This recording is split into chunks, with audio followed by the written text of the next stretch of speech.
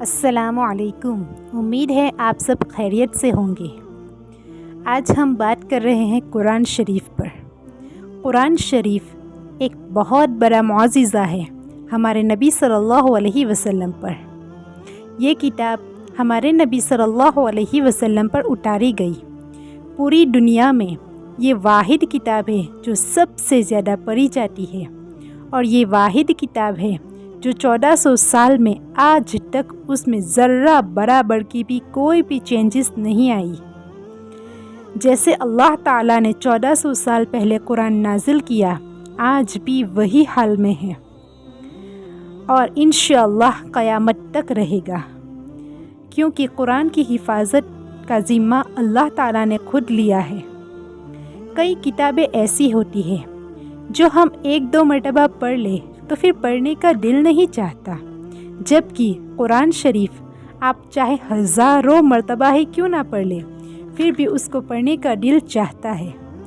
قرآن شریف ایک ہدایت ہے، ایک نور ہے، اس میں اللہ تعالیٰ کے ایک ہونے کو بتایا گیا ہے، اور ہمارے ساتھ ہر روز جو کچھ بھی مسائل پیش آتے ہیں ان سب کا علاج قرآن شریف میں موجود ہے۔ جو انسان قرآن شریف کو تھام لیتا ہے پھر اللہ اسے گرنے نہیں دیتا۔ قرآن شریف ایک ایسی کتاب ہے جو بغیر وضو کے پکڑ نہیں سکتے۔ جب ہم نماز پڑھتے ہیں تو ہم اللہ سے بات کرتے ہیں، لیکن جب ہم قرآن شریف پڑھتے ہیں تو ایسا لگتا ہے کہ اللہ ہم سے بات کر رہا ہے۔ کئی مسلمان ایسے ہیں جو قرآن شریف کو رمضان میں ہی کھولتے ہیں، پھر جو بند ہوتا ہے تو اگلے سال دوسری رمضان پر کھلتا ہے۔ کیا اللہ نے ہمیں ہماری ہدایت کے لیے جو کتاب دی ہے اس کی اتنی ہی ویلیو؟ اللہ کے واسطے ایسا نہ کرے۔ یہ قرآن کے ساتھ ناانصافی ہے۔ بھلے اللہ تعالیٰ نے قرآن شریف کو پڑھنا فرض نہیں کیا، لیکن اس کی فضیلت اور اس کا ثواب بہت زیادہ ہے۔ قرآن شریف کے ایک ایک حرف پڑھنے پر 10 نیکیاں ملتی ہے۔ ایسا نہیں ہے کہ الف لام میم پر 10 نیکی، بلکہ الف پر 10، لام پر 10 اور میم پر 10۔ تو سوچے قرآن شریف میں کتنے حروف ہیں، اگر ہم تھوڑا تھوڑا بھی پڑھیں گے تو کتنا زیادہ ثواب ملے گا۔ ہمارے نبی صلی اللہ علیہ وسلم اور صحابہ کی زندگیوں کو ہم دیکھیں تو وہ لوگ تو پوری رات ایسی نماز پڑھتے تھے کہ پورا قرآن شریف ختم کرتے تھے، اور ہم ہیں کہ 24 گھنٹے میں آدھا گھنٹہ یا 15 منٹ بھی قرآن شریف کو نہیں دیتے۔ اگر ہم روزانہ تھوڑا تھوڑا پڑھیں گے تو انشاءاللہ قرآن شریف سے ہمیں محبت ہو جائے گی، اور ہر روز پڑھنے کی عادت بھی بن جائے گی۔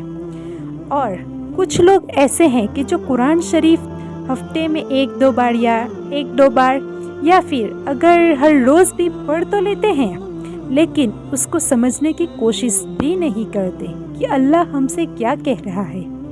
کئی تعداد میں مسلمان ایسے آئے دنیا میں اور گزر بھی چکے جنہوں نے قرآن کو کئی مرتبہ پڑھا، لیکن ایک بار بھی یہ جاننے کی کوشش نہیں کی کہ اللہ نے ہمیں قرآن کے ذریعے کیا بتایا ہے۔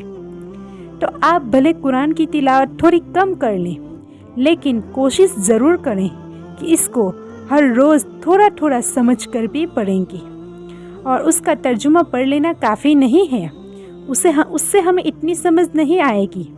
اس کے لیے بہتر یہی ہے کہ کوئی عالم یا عالمہ کے تھرو ہم سیکھیں۔ اگر یہ ممکن نہیں تو کوئی معتبر علماء کی تفسیر سنیں، تبھی ہمیں پتہ چلے گا کہ قرآن میں اللہ کیا کہہ رہا ہے۔ اور آپ کوشش کر لیں، ایک بار قرآن کو سمجھنا شروع کیا، پھر دیکھنا قرآن سے بہت محبت ہو جائے گی اور مزید پڑھنے کو دل چاہے گا۔ اور جب کوئی کتاب ہمیں سمجھ آ رہی ہو تو اس کو پڑھنے کا تو مزہ ہی کچھ اور ہوتا ہے۔ ویسے ہی کسی کی تفسیر نہ سنیں، کیونکہ یہ سوشل میڈیا کا دور ہے، کوئی بھی اپنے نام کے ساتھ مفتی لگا دیتا ہے اور ہم کہیں غلط راہ پر نہ چل بیٹھیں۔ اس لیے اللہ سے بھی یہ دعا کریں کہ یا اللہ مجھے قرآن کو سیکھنا ہے اور سمجھنا بھی ہے، مجھے بہترین ٹیچر کا انتظام کر دیں جو مجھے صحیح معنی میں قرآن شریف کو سمجھائیں، اور قرآن کو حفظ کرنا بھی بہت بڑی نعمت ہے۔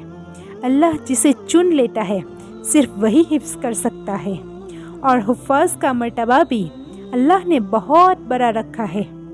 قیامت کے دن اللہ حافظ قرآن سے کہے گا کہ تو پڑھتا جا اور چڑھتا جا، اور پھر ایسے کرتے کرتے وہ جنت کے اعلیٰ مقام تک پہنچ جائے گا۔